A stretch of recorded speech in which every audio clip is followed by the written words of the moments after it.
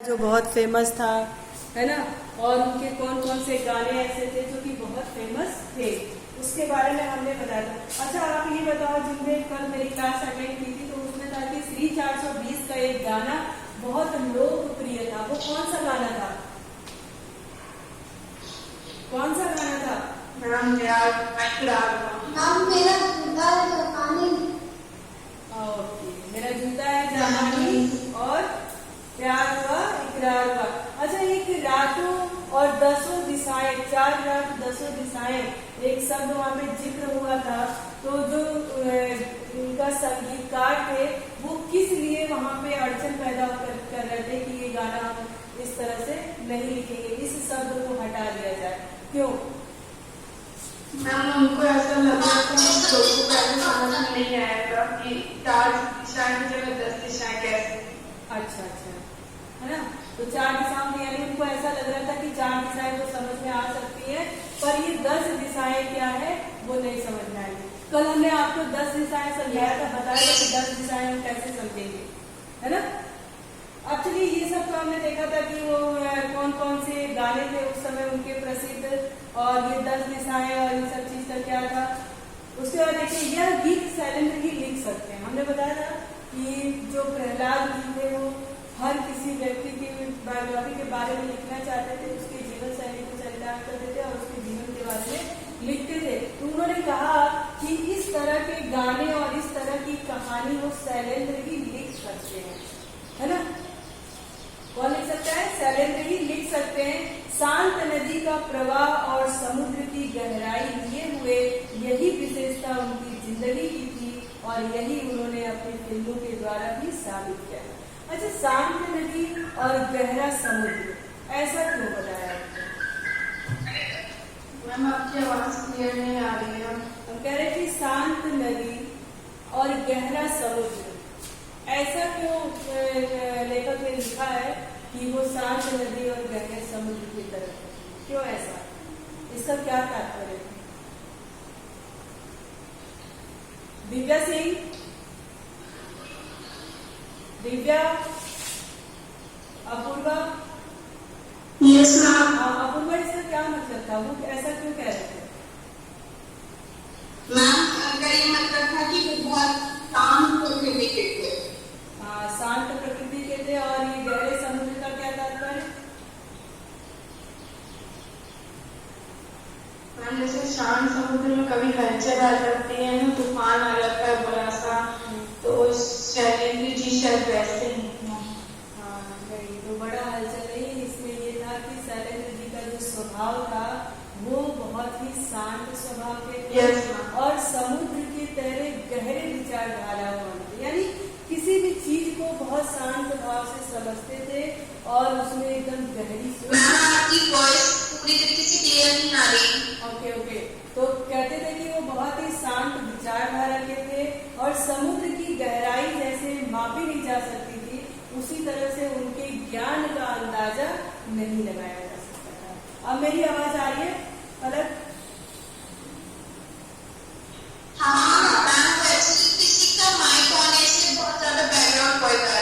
हाँ, ये हो सकता है। तो प्लीज सभी लोग अपना माइक ऑफ कर ले, जो आंसर दे या जो बोले वही अपनी माइक को ऑन रखे। ठीक है, अब देखिए क्या कह रहे हैं कि ये वही लिख सकते थे क्योंकि ये उनकी विशेषता थी, वो इसी तरह के व्यक्ति थे। तीसरी कसम, यदि एकमात्र नहीं तो चंद उन फिल्मों में से है जिन्होंने साहित्य रचना के साथ 100% न्याय किया है। साहित्य के साथ, साहित्य देखिए, जो हम हिंदी साहित्य पढ़ते हैं, हिंदी को साहित्य कहते हैं, लिटरेचर का जो पार्ट होता है वो इंग्लिश हो या हिंदी हो, उसको हम साहित्य कहते हैं। तो देखिए, साहित्य से छेड़छाड़ लोग कर सकते हैं, लेकिन साहित्य जो होता है वो भाव होता है हमारा, है ना। तो उन भावनाओं से हम बहुत ज्यादा छेड़छाड़ नहीं कर सकते थे। तो वो लेखक यही कहना चाह रहे हैं कि उनके फिल्मों की कहानियों में, उनकी कविताओं में, उनके गानों में, उनके जो गीत जो प्रसिद्ध थे, उसमें उनके साहित्य की जो भावना थी, साहित्य जिस तरह से हमें काम करने के लिए प्रेरित करता है, उसकी झलक उसमें थी, वो ठीक उसी तरह से था। उसके बाद कह रहे कि शैलेंद्र ने राज कपूर जैसे स्टार को हीरामन बना दिया। हीरामन का क्या मतलब है?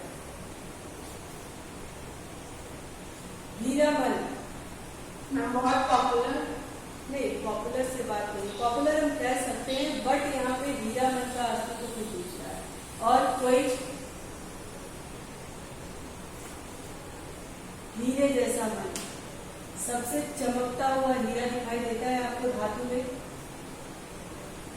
मैं मतलब उनको मतलब बहुत ज्यादा अच्छा बना दिया और उनकी पर्सनालिटी ऐसे बना दी कि जो निखर के आती है। निखर के आती थी, हाँ एग्जैक्टली यही कहना चाह रहे हैं कि उनको हीरा मन बना दिया, एकदम हीरे जैसा चमकदार उनके व्यक्तित्व को कर दिया। तो हीरा मन का तात्पर्य यही है। तो कह रहे उनको हीरा मन बना दिया था, हीरा मन पर भी राज कपूर हावी नहीं हो सका। यानी राज कपूर चाह करके भी अपना जो उनका जो व्यक्तित्व शैलेंद्र जी ने फिल्मों के माध्यम से बना दिया था, चाह करके भी वो उसको बदल। अब जैसे एक क्या होता है कि हमारी छवि बन जाती है, कुछ छवि मतलब हमारा एक मार्केट में एक भाव बन जाता है, हमारी जो प्रेजेंटेशन हमारा होता है एक बन जाता है। कभी किसी की छवि बन जाती है बहुत ही अच्छे व्यक्ति में, और कभी किसी की छवि बन जाती है बहुत ही बुरे व्यक्ति में। ठीक है, जैसे हाथी के दांत क्या होते हैं, निकल जाते हैं तो वो वापस अंदर नहीं जाते ना। उसी तरह से क्या है कि उनकी छवि इतना हीरे के जैसे चमकदार बन गई थी कि वो चाह करके भी उसको खराब करने के लिए नहीं सोच सकते थे। तो उसी में कह रहा है कि उसमें उनके हीरामन छवि के ऊपर राजकुमार जो थे, राज कपूर जो थे, वो अपनी छवि और कुछ नहीं कर सकते। मतलब वो शैलेंद्र जी की फिल्मों से, कहानियों से, भावनाओं से इतना लोगों के मन में बस गए थे कि उनकी छवि अगर वो चाहते तो भी बिगाड़ नहीं पाते, यानी उस पर अपने को हावी वो नहीं कर पाते। फिर कह रहे कि और छीट की सस्ती साड़ी में लिपटी हीराबाई ने वहीदा रहमान की प्रसिद्ध ऊंचाइयों को बहुत पीछे छोड़ दिया। कजरी नदी के किनारे उखड़ू बैठा हीरामन जब गीत गाते हुए हीराबाई से पूछता है, मन समझती है ना आप? अब तब हीराबाई जुबान से नहीं आंखों से बोलती है, दुनिया भर के शब्द उस भाषा को अभिव्यक्ति नहीं दे सकते, ऐसी ही सूक्ष्मताओं से स्पंदित की तीसरी कसम। देखिए ये जो कह रहे हैं कि दुनिया भर के बाद लोग उनको शब्द नहीं दे सकते थे, कुछ भावनाएं, कुछ व्यक्तित्व, कुछ ऐसी बातें होती हैं जो हम मन ही समझ सकते हैं और अपने हाव भाव से उसको समझा सकते, उसको शब्द नहीं दे सकते। कभी आपने देखा होगा, सुना होगा कि लोग कहते हैं कि मैं बिल्कुल शब्दहीन हो गया हूँ, यानी उनका वर्णन करने के लिए उसके पास कौन सा शब्द ऐसा लाए, सारे शब्द उनके वर्णन के आगे छोटे पड़ जाते हैं। जब छोटे पड़ जाते हैं तो वहीं पे लोग क्या होते हैं, शब्दहीन हो जाते हैं। तब अपनी भावनाएं अपने बाहरी व्यक्तित्व से, आंखों से, चेहरे से, मतलब अपने भाव से उसको प्रदर्शित करते हैं। उनके पास शब्द नहीं रह जाता है ना, उनकी शब्द सीमा जो है वहां पे समाप्त हो जाती है। क्यों? क्योंकि उस बड़े से बड़े शब्दों के आगे उनका व्यक्तित्व उससे भी बड़ा होता है, तो वहां पे लोग शब्दहीन हो जाते। तो वही कह रही कि उसको कोई शब्द नहीं दे पा रहा था। क्या हो रहा था? आंखों से ही ये बयां हो पा रहा था, यानी भावनाओं से ही हम इसको बयां कर पा रहे थे। कह रहे थे कि सूक्ष्मताओं से स्पंदित, ऐसी छोटी छोटी बातों से, ऐसी छोटी छोटी गहराइयों से तीसरी कसम फिल्म जो थी क्या थी, भरी हुई। अपनी मस्ती में डूबकर झूमते गाते गाड़ीवान चलत मुसाफिर मोल लियो रे पिंजड़े वाली।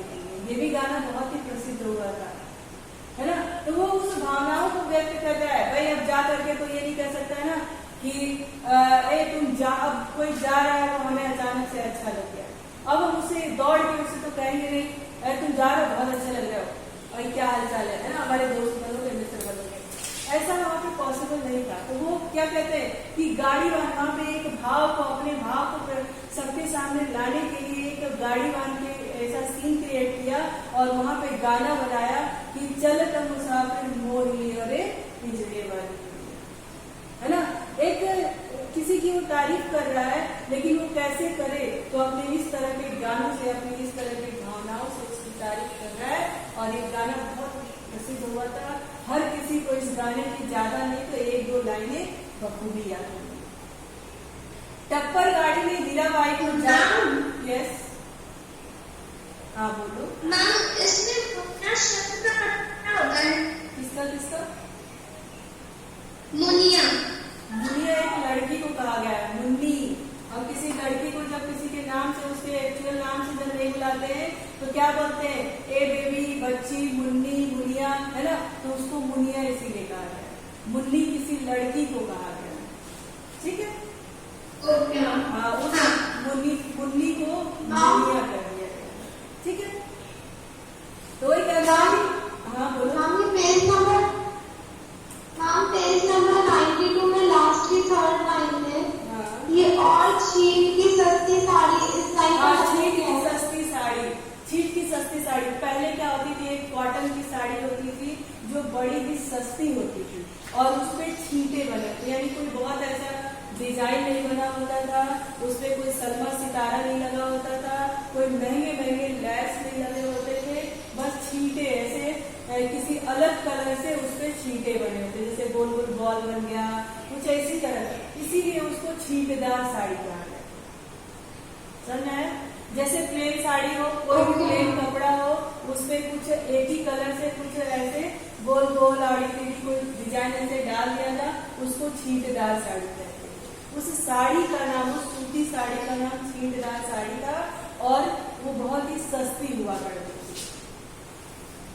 उसको छींटेदार कहते हैं, ठीक है? मैम साड़ी तो समझ में आ गया, पर उसके बाद जो लाइन है पूरी उसका एक बार मतलब बता दीजिए। कहाँ है वो लाइन? जैसे कितने एकदम नीचे कहाँ है वो बता देते हैं। मैम पेज नंबर 92 लास्ट की थर्ड में। अच्छा, ये और छीट की सस्ती साड़ी की में लिपटी हीराबाई ने वहीदा रहमान की प्रसिद्ध ऊंचाइयों को पीछे छोड़ दिया था। हीराबाई, वहीदा रहमान तो एक्चुअल हीरोइन थी, एक अभिनेत्री थी, लेकिन उन्होंने रोल किसका प्ले किया था? हीराबाई का रोल प्ले किया था। तो वो हीराबाई के रूप में और उसमें साड़ी में जब रोल प्ले किया था तो उन्होंने साड़ी कौन सी पहनी थी? वो सूती छींटेदार साड़ी पहनी। तो वहां पर हीराबाई जो थी वो फेमस हुई उस पिक्चरों से, और वहीदा रहमान का नाम आगे नहीं आया। वहीदा रहमान जो थी वो तो एज ए अभिनेत्री काम कर रही थी, लेकिन उनकी प्रसिद्धि किस रूप में हुई थी? हीराबाई के रूप में हुई थी। तो वही वो कह रहे थे, वो वहीदा रहमान को पीछे छोड़ गई हीराबाई, यानी जो कैरेक्टर का नाम था वो हीराबाई था। आप समझ में आया? हाँ, वही वो कहना चाह रही है, ठीक है? अब आगे हम बढ़ते हैं कि चले तो मुसाफिर मोह लिया रे पिजड़े वाली दुनिया। टप्पर गाड़ी में हीराबाई को जाते हुए देखकर उनके पीछे दौड़ते दौड़ते बच्चों का हुजूम, ताली ताली डोलिया में लाली के दुल्हनिया। यानी उस पिक्चर का एक सीन था कि ये बैलगाड़ी आपने देखा होगा। तो पहले क्या होता था? पहले के समय में हमारे पास ये बड़ी बड़ी लग्जरीज गाड़ियां नहीं होती थी, है ना? तो जब दुल्हन को या फिर किसी लड़की को ले जाया जाता था तो उस बैलगाड़ी को, हाँ नहीं, डोली अलग चीज है, इसमें बैलगाड़ी की चर्चा किया। और वो डोली कब होता था? जब शादी करके उसकी विदाई होती थी तब हम डोली में ले जाते थे, लेकिन हर समय हम शादी करके विदाई में तो नहीं जा सकते ना, हमको और भी जगहों पे जाना होता था। तो क्या होता था कि बैलगाड़ी होती थी और बैलगाड़ी को चारों तरफ से ऊंचा करके और उसमें छप्पर जैसा छा दिया जाता था, उसको चारों तरफ से कवर कर दिया जाता था। और उस जब हीराबाई कैरेक्टर जब वहां से निकलती थी तो बच्चे उनकी गाड़ियों के पीछे दौड़ते हुए गाना गाते थे। कौन सा गाना गाते थे? लाली लाली डोलिया रे लाली रे दुल्हनिया, है ना? ये वाला गाना गाते हुए चलते थे। एक नौटंकी की बाई में अपनापन खोज लेने वाला सरल हृदय गाड़ी वाली, अभावों की जिंदगी जीते लोगों के सब नीले कम कहे का क्या मतलब है?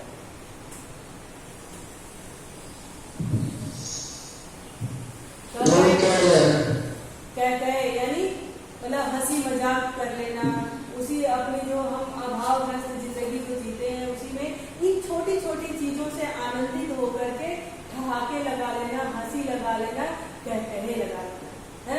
ठहाके लगाना, हंसी करना और कहकहे लगाना, ये सब एक ही शब्द है, एक ही अर्थ है इन सबका, है ना? कभी कभी इस तरह का पर्यायवाची शब्द भी आपके सामने आता है, ठीक है? तो उन सब चीजों का ध्यान रखिएगा कि ठहाके लगाना, हंसी करना और कहकहे लगाना, ये सारी चीजें एक ही चीज है, बस शब्द अलग अलग है।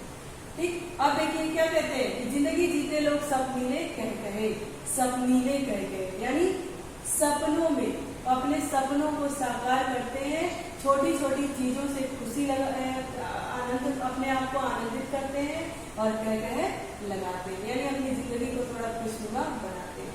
हमारी फिल्मों की सबसे बड़ी कमजोरी होती है लोक तत्व का अभाव, वे जिंदगी से दूर होती है। यदि त्रासद स्थितियों का चित्रांकन होता है तो उन्हें ग्लोरीफाई किया जाता है। दुख का ऐसा विभत्स रूप प्रस्तुत होता है जो दर्शकों का भावनात्मक शोषण कर सके। और तीसरी कसम की यह खास बात थी कि वह दुख को भी सहज स्थिति में जीवन सापेक्ष प्रस्तुत करता है। कह रहे हैं कि और लोग अपनी भावनाओं को यथा स्थिति उसको क्या करते थे, लोगों के सामने प्रदर्शित करते, ठीक है, जिससे उसमें जो दुख का सिलसिला चलता है, जो कहानी होती है, उसको देख करके दर्शक भी दुखी हो जाते थे। लेकिन तीसरी कसम फिल्म की ये विशेषता थी कि उसको आसान बना दिया जाता था। आसान मतलब कि विपरीत परिस्थितियों में कैसे सहज भाव से जिया जा सकता है, उसके लिए प्रेरित कर रहा था। अब जैसे ये कोरोना है ना, कोविड-19 का माहौल चल रहा है और हम क्या करते हैं, हम दुखी हो जाते हैं, कभी कभी अपना एकदम वो छोड़ देते हैं, जान छोड़ देते हैं कि भैया आपको कोरोना हो गया और हम क्या करेंगे, मर जाएंगे। लेकिन उस कोविड-19 हॉस्पिटल में कुछ पेशेंट ऐसे भी होंगे जो इस बीमारी को सहजता से लेते होंगे। उनको पता है कि इस बीमारी से हो सकता है कि मेरी मौत हो जाए, लेकिन वो मौत के 4 दिन पहले ही मर जाए हाय हाय करके, उससे बढ़िया वो क्या समझते हैं कि चलो भैया जो होना होगा हमारे साथ वो हो जाएगा। वो समय पे उसको छोड़ देते हैं और अपनी जिंदगी को आसान बना लेते हैं।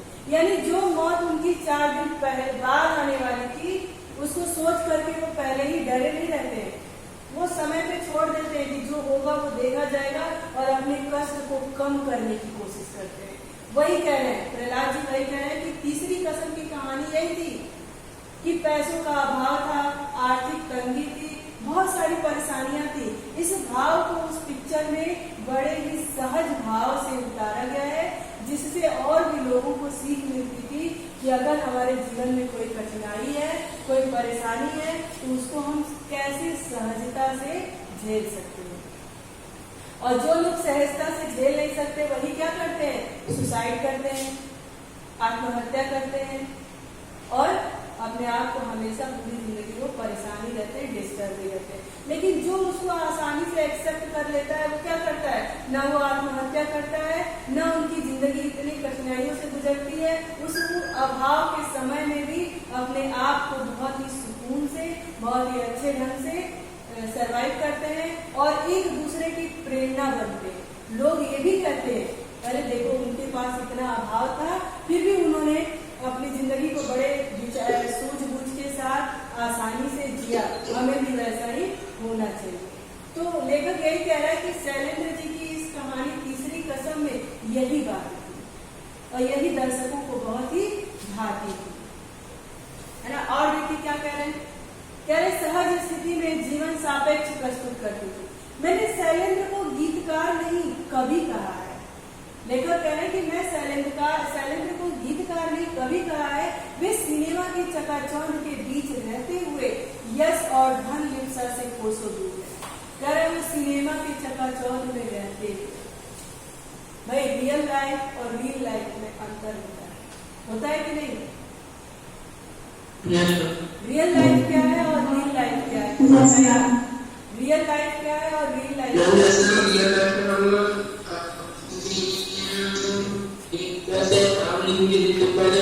हमें 10-20 लोग जाने लगे, हमें थोड़ा उनके साथ हमें अब एक साधारण सी बात समझिए हर्ष मिश्रा, रियल लाइफ और रियल लाइफ। कभी आप गलती से भी कोई सीरियल देखते होंगे, ठीक है, तो जब आप सीरियल देखते हैं तो आपने सीरियल में देखा होगा कि उस घर का कोई व्यक्ति बीमार है और वो तुरंत भगवान के पास गया और पूजा किया और अचानक से कुछ ऐसा मेडिकल हुआ, कोई जादू हुआ और उनका पेशेंट मौत के मुंह से भी बाहर आ जाता है। ये क्या है? ये रियल लाइफ है।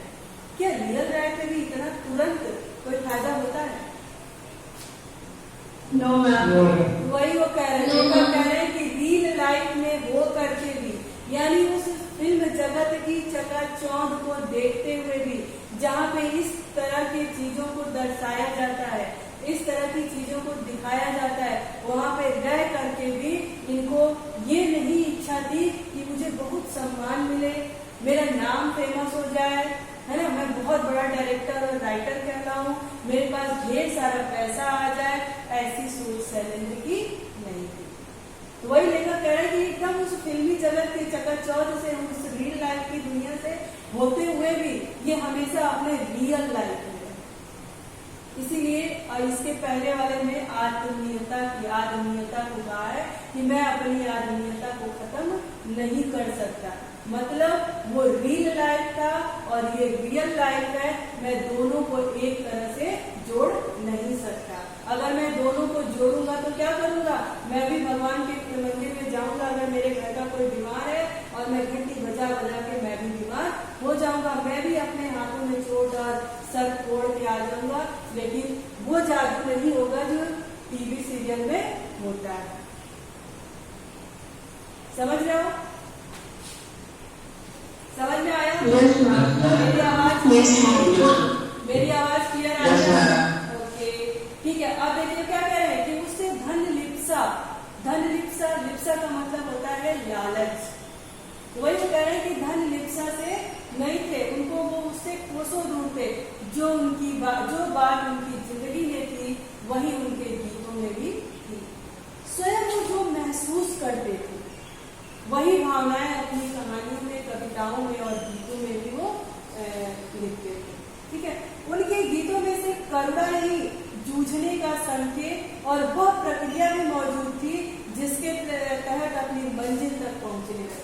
वो कह रहे हैं, प्रहलाद जी कह रहे हैं कि शैलेंद्र की कविता में, उनकी गानों में, उनके रचनाओं में सिर्फ करुणा का मतलब क्या होता है? करुणा, दर्द, हाँ, दुख, दर्द। ठीक है, तो कह रहे हैं कि उनके गानों में, उनकी कविताओं में, उनके लेख में सिर्फ करुणा नहीं था, अगर कोई दुख था तो उससे जूझने का, यानी उससे लड़ने का भी रास्ता उन्होंने दिखाया था। ये भी सीख वो अपने गानों के माध्यम से देते थे। खाली अपने दुख से दुखी होकर के चीजों को नहीं आते थे, किस प्रकार उस दुख से बाहर निकलना है और कैसे इसे मजबूती के साथ हमें लड़ना है, ये भी अपने गानों और कविताओं के माध्यम से हमें बताते हैं। कह रहे कि